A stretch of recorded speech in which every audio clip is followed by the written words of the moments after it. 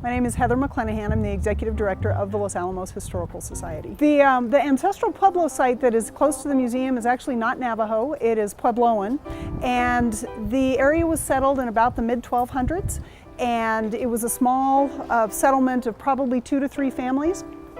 And those folks would have lived here for a few years, and then they farmed and they wore out the land. They didn't have fertilizers like we have today, and so they would pick up and move on. And so we actually have 10,000 sites like that on the Pajarito Plateau. So this building was originally, we thought, built in 1918, but we have recently found a picture that is older than 1918 that has this part of the building in it, from about that copper downspout to the front. So we know that the building is older than that, but we aren't quite sure when it was built, and so we are looking for that right now. It's one of the fun things about history, is sometimes you get to make new discoveries. The building was added onto in the 1920s, the log part, and then the stone part was added on again in the 1930s. And at first it served as the infirmary for the Los Alamos Ranch School. If the boys were sick, then they would come here and the nurse would take care of them. And then when Fuller Lodge was built, the nurse moved over there, and this became a guest cottage for people who were visiting their sons at the ranch school. There was no town of Los Alamos back in those days. Exhibit Basically, our museum wants to focus on the history of Los Alamos, and so we have those stories. We have oral history interviews with people who lived here during those times.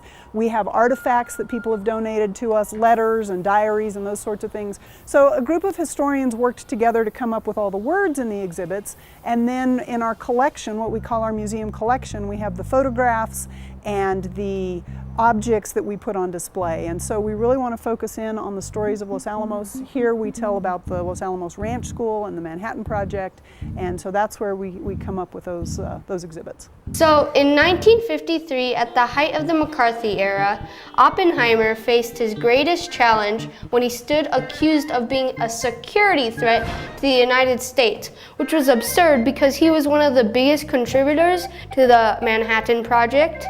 He was contributing with Einstein and people like that. He was one of the big people. So with great courage, he refused to be branded and withstood a security hearing that used every advantage to convict him of the charges. He was found guilty and stripped of his security clearance, which meaning he couldn't go in the lab and all of that. And when Dorothy McKibben asked him why he did not fight, he replied, "I knew it was rigged. I simply decided to answer the questions as politely as I could." Later, the Senate censored Senator Joseph McCarthy, and the political climate improved.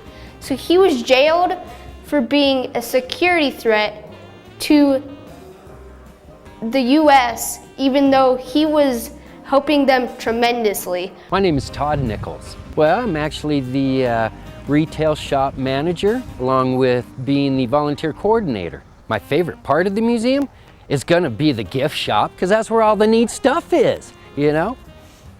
On average, it's been growing and growing since we've done the remodel and a lot more advertising.